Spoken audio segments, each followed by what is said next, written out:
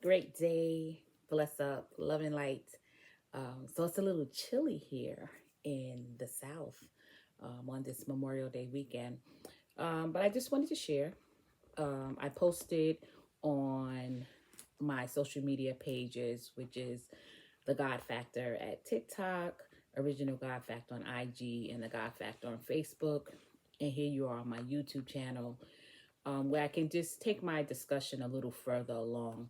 So I posted a video talking about the importance of getting outside, right? And I just want to continue that conversation, especially now since it's spring and summertime in most spaces and places where people will be um, going outside more. So, first thought is, think about that. Why do we like to be outside, right?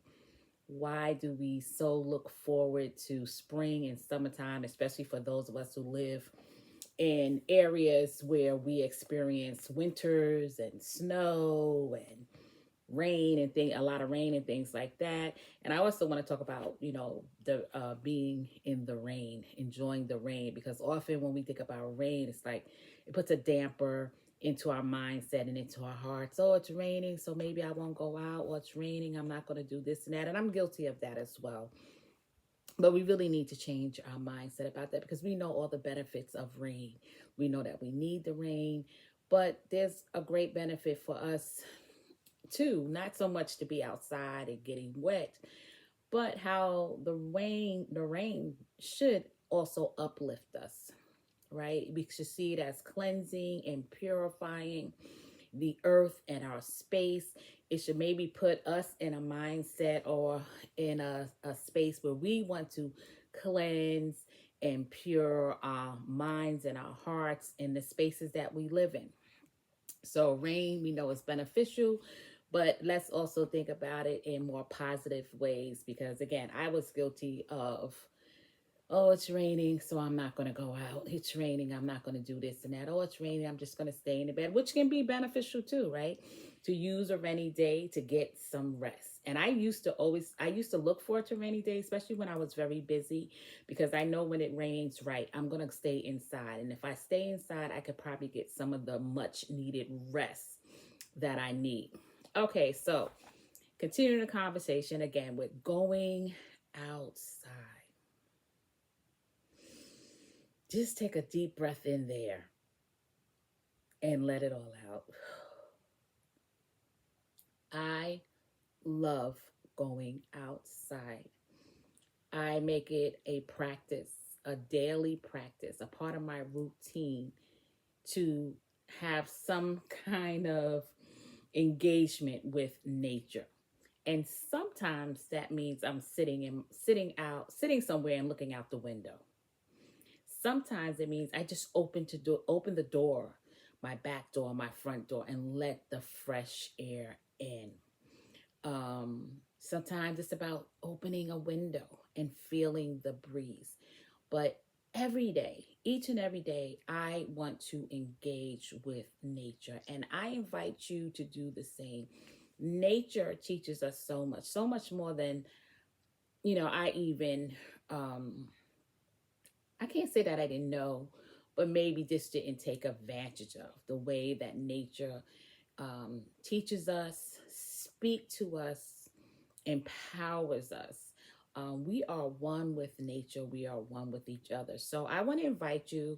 I'm not going to keep these long, but in one of my adventures, one of my spaces that I went to, and often I go into spaces just because I like the way they look.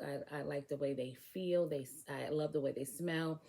And I really wasn't drawn to get anything. And then I was drawn to books, which I typically am.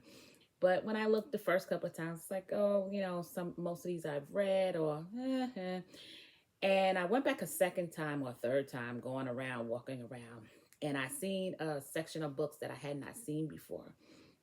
And I stumbled upon this book, and maybe some of y'all are familiar with it. I'm not sure, but I invite you to get this book. It's Nature Dash Speaks. Nature Speak.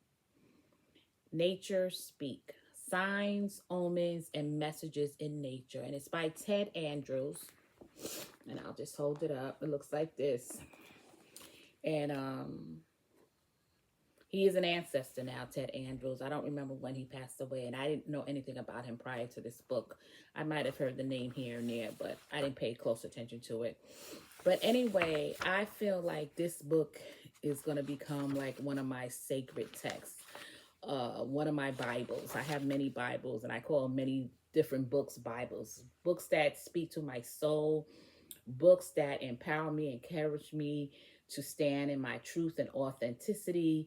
I consider them like my Bibles, right? So I have many books that I take on and as my Bible. So I'm going to ask you if you don't mind getting this book. If not, I'm going to be reading from here. There are so many great nuggets from this book already. I think I'm just getting up to chapter 2. And I've taken such great notes. And one of the things that this book invites us to do is to get a journal and call it our nature journal. So I just picked up a little journal. This was in Five Below. I don't even think it was $5. It might have been. I have so many journals for so many different things. I told at least one of my children that whenever I do transition over, make sure you look at all my journals because they have some great stuff in there. About my journey and just how I think and how I love and everything else. And so I told her she'd be able to write a great book, I'm sure, and it probably would be a bestseller. But getting back to this, again, it just talks about great things. And so I'm going to read one thing and then I'm going to read something else and then we're going to end for today. But it says, natural wonders. Humans have often sought the elixir of life, or Peter Pan of perpetual youth. Some plants have accomplished this. The balsam fir tree prevents insect damage by secreting a hormone that keeps larvae from maturing and reproducing. In contrast, the garden flower, Gerantum, produces a hormone that accelerates the development of insect larvae, but it also leaves them sterile and dwarfed. Now, I read that because, as we know, our ancestors were always out in nature, and they used nature for medicinal reasons. They used nature to nourish their physical bodies' hunger, but they also used nature, as a way to cleanse themselves. And just, they always engaged with nature, and they always understood nature to be a help to them, and that every flower, every plant, every tree, river, lake, everything was always important and of worth. And we have moved so far away from that. And I read that because what may be good for some earth life, plant life, animal life may not be good for others. But again, they are all of worth. And so I'm learning about that because often, I know it's a thing like, oh, we got to get rid of these weeds, right? Got to get rid of these weeds. Anybody do everything to get rid of weeds? There is $1 billion industry probably that has stuff for you to get rid of weeds and insects. And don't get me wrong, I don't like a lot of bugs flying around me, especially I don't want to be stung or bitten by any bugs. But I have learned to appreciate them. And when I say that is, I'm not so terrified or scared when bees or different kind of insects come around me. I have a peace and a calmness about me that I find that they just move away from me. But when I was doing all this stuff and screaming, I was attracting them more, or they would try to stay around me. Now it's like I'm thankful for them, because I'm clear they have a purpose, even though I don't understand it, and I let it go. And that's kind of my mindset with all things, right? There's people who don't believe like I believe. There's people that I don't do what I do. But you know what? They are of self-worth. I'm mindful of that. And so they are able to do what they need to do, and I don't have to interfere with that, right? So this is what I want to leave us with. And again, I'm going to keep on coming to this book. And again, it's Nature Speaks. It says, all signs and messages in nature work to accomplish one of three things. First, to stir a sense of wonder about the world around us. Second, to help us solve and handle the problems and issues in our life. And third, to awaken and quicken us to new potentials and creativity. All right, so I'm going to take a picture of this and I'm going to post it on my social media pages. So in case you want to write it down. So again, I'm going to be coming on hopefully every couple of days or at least weekly so that we can go through this book and I can share the wisdom and information I'm getting from it. And I hope that you will join me and I hope that you would do the same. And again, you could just go watch the video again, but the book is Nature Speak, Signs, Omens, and Messages in Nature by Ted Andrews. Have a wonderful day. Bless up, love and light.